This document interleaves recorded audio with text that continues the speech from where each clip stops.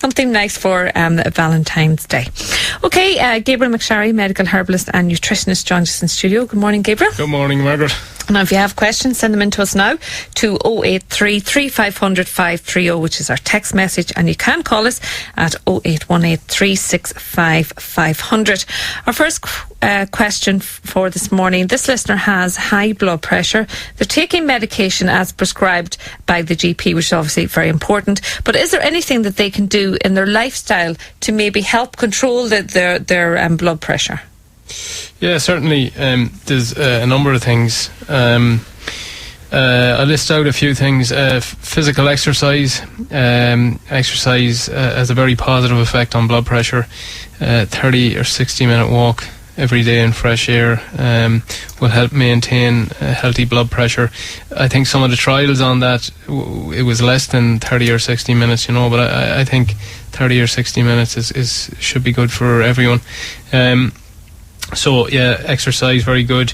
Learn how to handle stress to avoid high blood pressure. So, again, there's a number of things out there one can implement in their lifestyle. So breathing techniques, meditation, Tai Chi, yoga, massage therapy. These are all beneficial for varying different levels, but they have a beneficial effect on the pressure in the system. Avoid foods that boost insulin. So down on the dietary recommendations, that'll be my number one. So another effective method, so any foods that raise insulin, such as sugar type foods and grains, can have a negative effect on blood pressure. Mm-hmm. What type foods now are you talking about there? Yeah, so anything with sugar added to it, or sugar itself, table sugar. So you're talking if you take 2 or 3 spoonfuls of sugar in your tea, maybe try and cut that out, or? Yeah, cut it out altogether, as opposed to even reduce it. If you have high blood pressure, you're taking sugar, cut it out. Over time, you'll get used to it. It'll take a bit of time because it's mildly addictive sugar. But also, sweet things or anything that's processed that needs to be flavoured, you'll find sugar in. And sometimes low-fat things have a lot of sugar in there. But watch sugar, but also all carbohydrate foods fit into this category. They all spike insulin. So watch grain-based foods, processed flours. So again, we're getting onto the breads, biscuits, pasta. There's a lot of poor foods out there and made with these processed flours, and they're treated by the body like sugar. So be careful with these. Largely reduce. So it's all back again, as with a lot of these conditions. It's all back to diet and what you're eating and your total lifestyle, really, is it? Well, diet is very, very important with blood pressure or cardiovascular disease in general. It's extremely important. Another one is sunlight. Can lower blood pressure. So get healthy sun exposure, obviously not these months, but not these months, not here. Keep it in mind for the next few months. But it's down to vitamin D. Vitamin D has shown to reduce blood pressure in clinical trials, and it's quite beneficial. But the natural way we get it is we synthesize it from sunlight. Weight, so normalize weight is a good tip. Search in the internet, look for body mass index or BMI calculator, which is a ratio of your height to your weight, and your score, you want to get your score in the healthy range, which is 18 to 25. So get your BMI into between 18 and 25, again as beneficial effects on blood pressure. Omega-3 fish oil, several scientific studies, fish oil have significant but modest lowering effect on blood pressure of people with hypertension. So again, cod liver oil or fish oil, obviously fatty fish too, but these things are in supplemental form. Another thing, a few things, and it's a dietary recommendation, but I guess my research on it comes from the herbal medicine realm. Now, herbal medicines can be really good for blood pressure as well, but as I go through these, you can see how you can incorporate these into your diet. So the first one, Avena sativa, which is oats. It can be taken as an ethanol extraction of the straw or the seed, or you can just have porridge in the morning. Soak it overnight, it's better. A good quality porridge too, but in scientific trials it is shown to significantly reduce blood pressure porridge. After I presume 6 that's weeks. without. Well, no, it's the ethanol extraction, so a tincture of oats. Okay. But porridge is oats. Yeah. So a good quality porridge to add to your diet will have a beneficial effect. But obviously without adding sugar or whatever to when you eat it. Another one, Olea Europa, so olive oil, so the oil of the fruit, but also an extract of the leaf, has demonstrated blood pressure lowering abilities in scientific trials. Long-term dietary intake of the oil is associated with a reduced incidence of hypertension. So that's done on epidemiological population studies. But one clinical trial of the leaf extract taken for 3 months resulted in a significant decrease in blood pressure in all patients. Garlic's another one we can add to our diet. Get it in there as much as you can. It has a small but significant blood pressure reducing effect. Now it can also have a beneficial effect on blood lipids, so some triglycerides and cholesterols, but so it is a kind of a heart tonic that there'd be no harm getting in there. There's other herbal medicines, but again, maybe consult a medical herbalist whilst you're taking certain medications, but there is a list of some lifestyle and diet recommendations that are all clinically proven to have a beneficial effect on high blood pressure. High blood pressure, okay. 6-year-old sneezes a lot. Would he have an allergy? Yeah, possibly, yeah. Most likely. So what's he allergic to? It's could be a few things. It could be something airborne. So dust. Well, at this season, it'll be mainly a dust mite, or so generally, if it was in the summertime, it'd be more sort of pollen and so on. Now, it can still be. It could be also mold pores. I was trying to think of something else. Yeah, now that could be in a shed, or it could be in the house, or it could be in the car. And these things can cause sneezing, allergies, which a main symptom is sneezing. So there are things to look out for. And if it's not airborne, it could be environmental. So washing powders and clothes and that that, you wash. Yeah, some people have an allergy to these, and when he puts on, say if he doesn't sneeze at night time, but when he puts on his uniform or something in the morning, or he starts sneezing, it could be just what they're washing the clothes in, or it could be air fresheners, or all these things.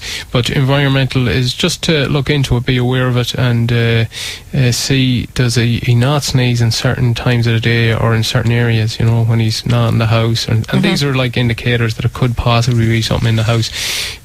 All them aside, foods, a food allergy could also have the symptom of sneezing, so it'd be something to maybe look into after the environmental side of it. There's you can look on the internet where there's a herbal formula called Sinupret, and there's a number of large-scale clinical trials done on it for allergies, specific respiratory tract allergies, which sneezing and stuff would be, or a lot of mucus in the lungs or respiratory tract or the sinuses. So that's a good one. I make it at the clinic. A liquid form would probably be better for a 6-year-old for compliance. You'd put a few drops in a bit of water or juice, as opposed to capsules. All right. This listener has brittle nails. Any help? They grow so far and then just break. Yeah, with brittle nails, think of minerals.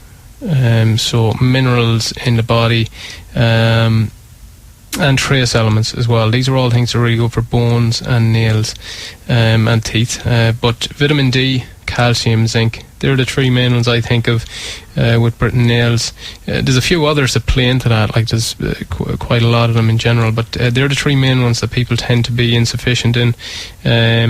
And where we get them, again, some diet, the natural, like obviously the supplements, but natural sources are unrefined sea salt, which I've talked about before. So they have 82 minerals and trace elements, and it's something that's quite beneficial for nails and bones. Sunshine, again, the vitamin D one, how it plays in, but it's also in certain foods, cod liver oils and that. Good quality yogurt, cheese, meat and fish, nuts and seeds.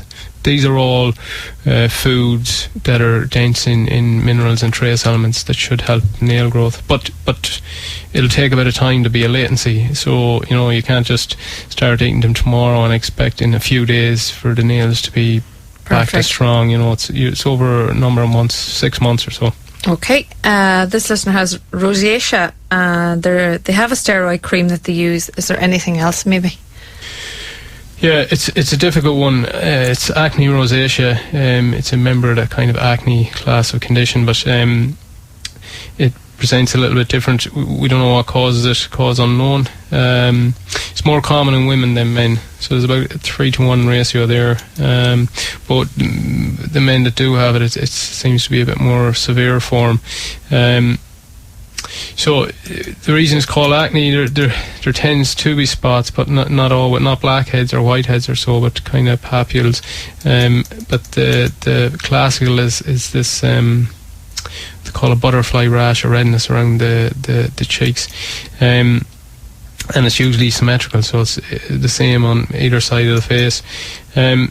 Things that are implicated in rosacea are alcohol, low stomach acid and vitamin B deficiency. So these are a few things to take into account when you're thinking of the treatment. So obviously for a treatment protocol, watch excess consumption of alcohol, and that also goes for sugars, which is kind of handled in the body much the same way in the liver anyway. Mm-hmm. Watch spices, extreme heat and excessive sunlight. These are all things that exacerbate rosacea.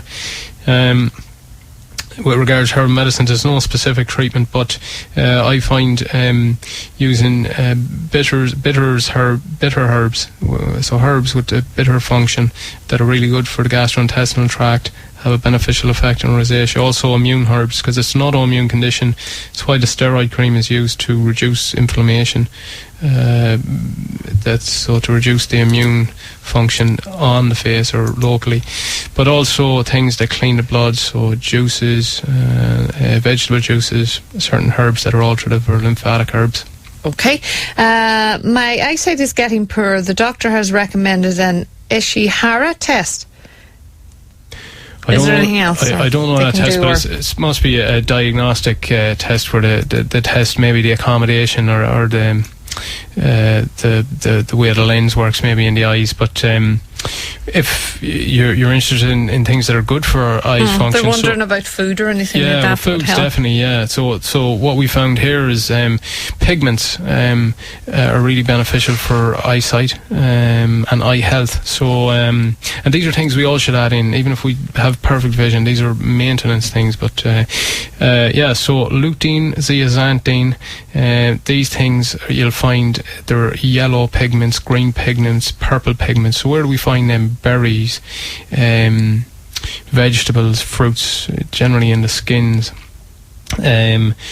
Another great source, egg yolks. So that yellow pigment there, that's a brilliant source for lutein and zeaxanthin. But mainly things that are pigmented have things that are really good for the eyes in general. Okay. Gabriel, for anyone who wants to contact you, how do they do so? You can ring 071 9142940. Okay, Gabriel McSharry, medical herbalist and nutritionist. Thanks for joining us, and of course you're back with us again on the programme next week. Ocean FM.